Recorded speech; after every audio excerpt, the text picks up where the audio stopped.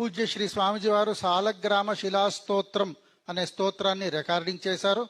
దాన్ని ఇప్పుడు విందాము. Let us now listen to పూజ్య Shri Swamiji's recording of the సాలగ్రామ శిలాస్తోత్రం. శ్రీ శాలగ్రామ శిలాస్తోత్రం.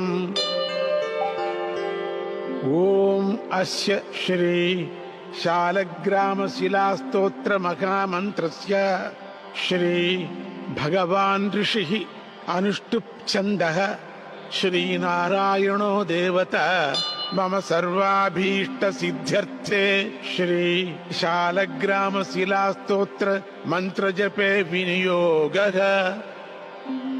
యుధిష్ఠిర ఉవాచ శ్రీదేవదేవ దేవేశ దేవతార్చనముత్తమం తత్సర్వం శ్రోతుమిచ్ఛామి బ్రూహి మే పురుషోత్తమ.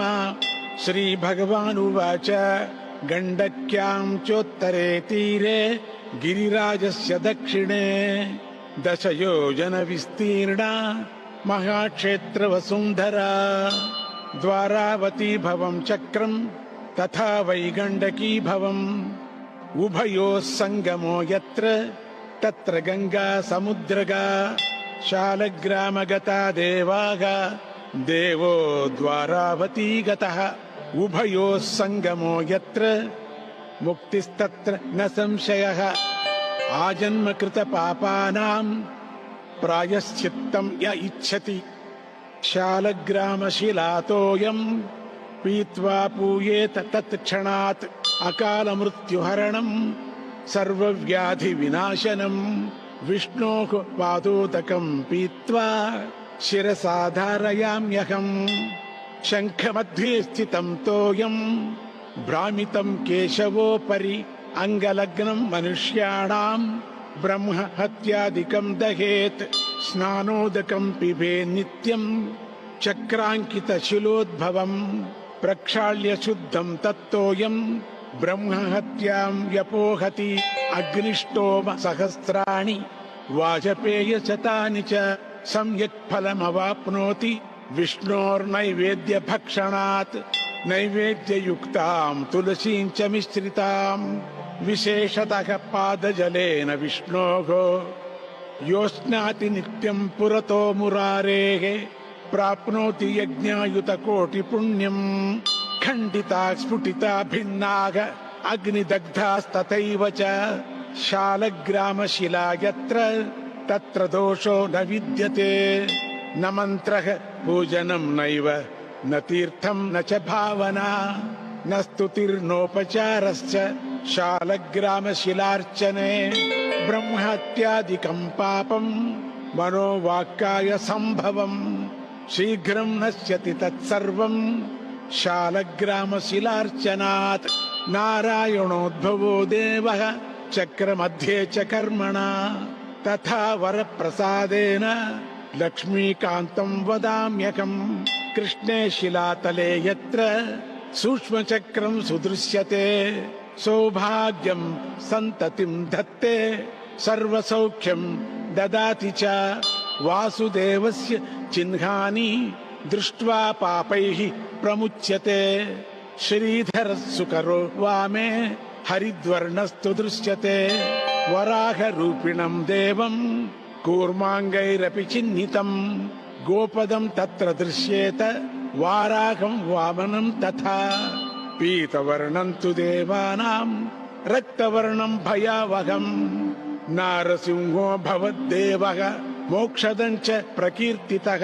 శంఖచక్రగదా కూర్మాః శంఖో యత్ర ప్రదృశ్యతే శంఖవర్ణస్య దేవానాం వామే దేవస్య లక్షణం దామోదరం తథా స్థూలం మధ్యే చక్రం ప్రతిష్ఠితం.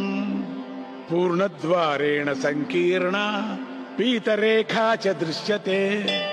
ఛత్రాకారే భవేద్రాజ్యం వర్తులే చ మహాశ్రియః చిపిటే చ మహాదుఃఖం.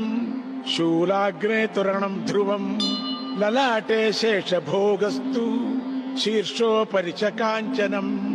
చక్రకాంచన వర్ణం చ వామదేవస్య లక్షణం. పృథుచక్రో నృసింహో వః కపిలో వ్యాత్ త్రిబిందుకః अथवा पञ्चबिन्दुस्तत्पूजनं ब्रह्मचारिणः लम्बोष्ठे च दरिद्रं स्यात् पिङ्गळेहानिरेव च लग्नचक्रे भवेद्व्याधिः विदारे मरणं ध्रुवम् पादोदकं च निर्माल्यं मस्तके धारयेत् सदा विष्णोर्दष्टं भक्षितव्यं तुलसीदलमिश्रितम् कल्पकोटिसहस्राणि वैकुण्ठे वसते सदा शालग्रामशिलाबिन्दुः हत्याकोटिविनाशनः तस्मात् सम्पूजये ध्यात्वा पूजितं चापि सर्वदा शालग्रामशिलास्तोत्रम् यः पठेच्च द्विजोत्तमः स गच्छेत् परमं स्थानम् यत्र लोकेश्वरो हरिः सर्वपापविनिर्मुक्तो विष्णुलोकं स गच्छति दशावतारो देवानां पृथग्वर्णस्तु दृश्यते ईप्सितं लभते राज्यं विष्णुपूजामनुक्रमात् कोट्यो हि ब्रह्महत्यानाम् अगम्यागम्यकोटयः ताः सर्वा नाशमायान्ति विष्णोर्नैवेद्यभक्षणात् विष्णोः पादोदकं पीत्वा कोटिजन्माघनाशनम् तस्मादष्टगुणं पापं भूमौ बिन्दुनिपातनात् इति श्रीभविष्योत्तरपुराणे गण्डकीशिला माहात्म्ये श्रीकृष्णयुधिष्ठिरसंवादे शालग्रामशिलास्तोत्रं सम्पूर्णम्।